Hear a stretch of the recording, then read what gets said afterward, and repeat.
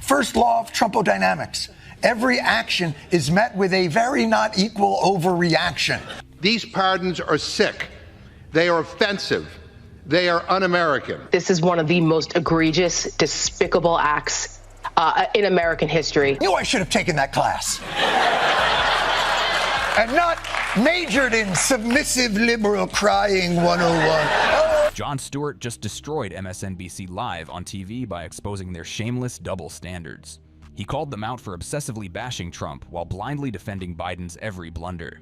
From fake outrage to biased reporting, Stewart ripped through their performative journalism, and the internet absolutely exploded.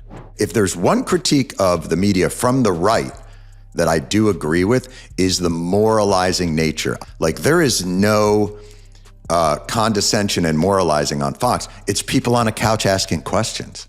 Are you worried about how many terrorists are coming in on the border? Do you ever worry about that?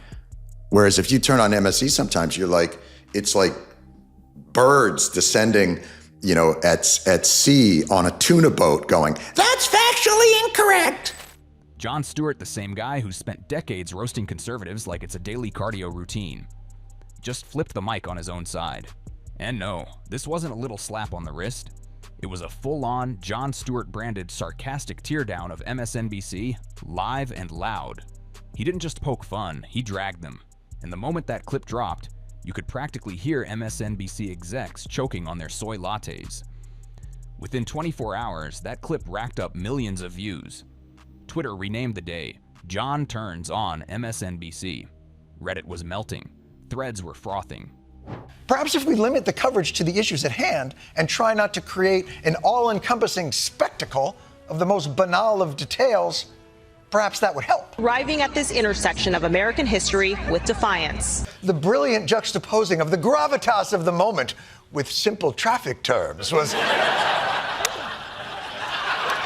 He arrived at the intersection of American history where he put a quarter in the parking meter of destiny. Now let's get one thing straight. He wasn't suddenly wearing a MAGA hat or handing Trump a bouquet. This wasn't about loving Trump. It was about hating hypocrisy. Stewart called out the performative, holier-than-thou outrage machine that MSNBC has become. The tone, the delivery, the way they act, like they're not just giving you news, but preaching moral doctrine. Stewart said nope. He described it like being attacked by seagulls at a tuna boat, but instead of fish guts, they're dropping factually incorrect every 5 seconds. And I'm not gonna lie, that metaphor might have been too generous. Live pictures in New York City of Donald Trump's motorcade. It's about a 20-minute drive. He's heading down the FDR to the Manhattan courthouse. Arriving at this intersection of American history. Seriously, are we gonna follow this guy to court every day? Are you trying to make this OJ? It's not a chase. Now here's where it gets really funny, because Stewart didn't just stop at tone policing. Oh no, he got into the nitty-gritty of their selective outrage. He made this brilliant comparison between Fox and MSNBC. On Fox, people sit on couches and throw out vague questions. Are you worried about the border? Or, is inflation hurting families? Say what you want, but they ask things people actually think about. Meanwhile, over on MSNBC, it's like a drama class on Adderall. Everyone's shouting over each other, spitting out corrections faster than autocorrect on a glitch. Stewart literally compared it to birds descending on a boat. And honestly, that's the most polite way to describe it. He went. On a fascism scale of 1 to 10, with 10 being peak fascism, how would you rate Trump's first week? You know, I would say it's not fascism. Do I not understand what fascism is? And also, if I may, and this may be petty, why are we asking someone who, at the end of January, still has his Christmas tree up? But wait, it gets better. Stewart took a flamethrower to one of the left's favorite hysterias, the plastic straw war. Yes, that one. Trump said he wanted to bring back plastic straws. The left went nuclear. MSNBC basically made it sound like he was personally trying to choke every turtle in the Pacific. But Stewart, he flipped it. He said Trump was right. Yep, right. Because those paper straws, they disintegrate in your mouth like sad tissue paper. And it's true. Who decided we all had to chew on wet cardboard just to feel like activists? DeepSeek sounds like what you might use it for. China's even beating us at naming shit. By the way, I do know this is bad news financially, But is anyone else somewhat excited that AI had its job replaced by AI? Then came the punchline. Don't eat the tubes, you stupid turtles. And that was the moment liberals on Twitter collectively dropped their oat milk. Because this was Jon Stewart saying, maybe we can criticize real issues instead of pretending Trump's straw preference is a war crime. Listen, man, this is a minor setback. We will bounce back. Russia had Sputnik, and it spurred us on to land on the moon. I'm sure it's not going to be that bad. Has Chinese AI put American AI out of a job? I mean, who knows? I'll find out. But that wasn't even the peak. No, the real fire started when Stewart dove into what I'm calling the fascism reflex. You know that thing MSNBC does where everything Trump does is fascist? Pardon someone, fascist, fire someone, authoritarian, tie his shoes weird, coof incoming. Stewart quoted them calling Trump's pardons sick, offensive, one of the most despicable acts in American history. I mean, seriously? That's what we're calling authoritarianism now? A scale of Mussolini to the Holocaust. I would say it's not fascism. Do I not understand what fascism is? And also, if I may, and this may be petty, why are we asking someone who, at the end of January, still has his Christmas tree up? Why are we asking him anything? And Stewart, he didn't flinch, not one bit.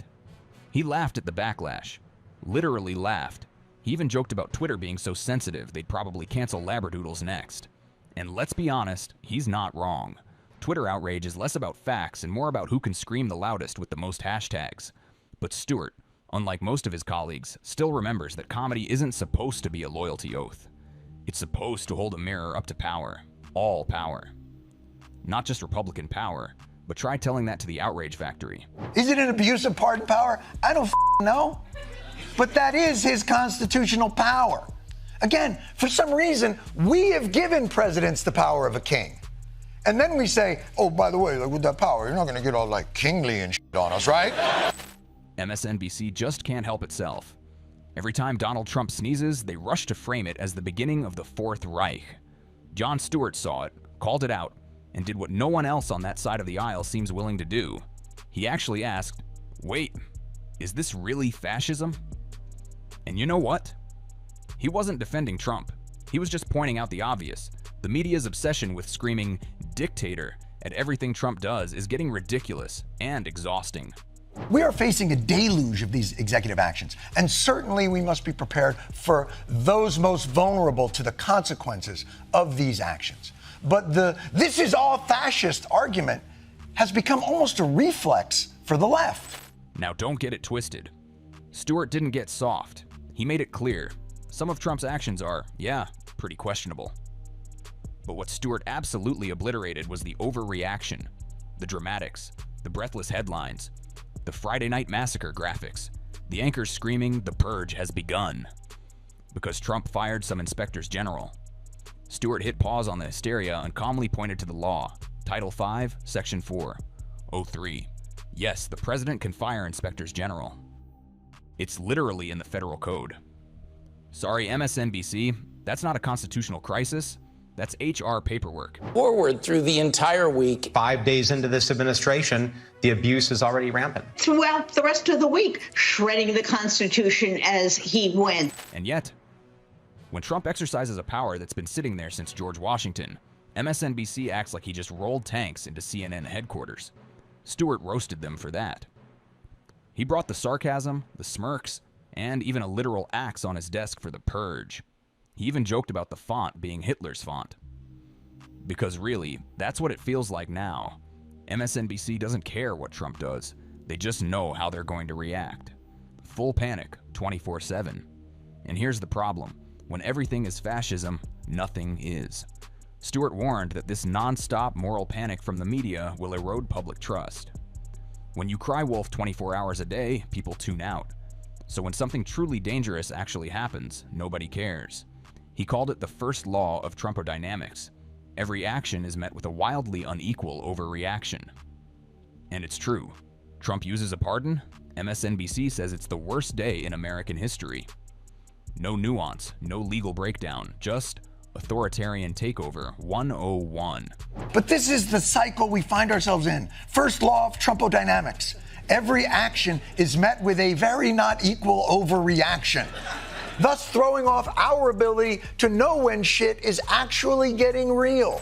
But here's the twist. Stewart also showed that Trump's using power the way Democrats gave it to him.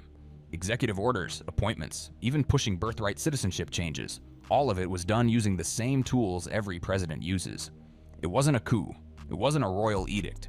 It went through committees, votes, and the same broken system we've all watched for decades. So when Democrats act like Trump is hijacking democracy, Stewart reminded them, no, this happened through democracy. You just don't like the outcome. And what do we get instead of actual criticism?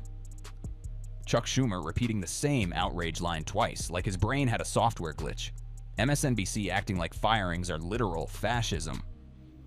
Over-the-top language, dramatic sound bites, and zero substance. Stewart called it out. The left has become so addicted to shouting, "He's the next Hitler," that they forgot to offer actual solutions. If you're tired of media spin and ready for more unfiltered truth, hit that subscribe button, drop a like, and let's keep calling out the chaos together.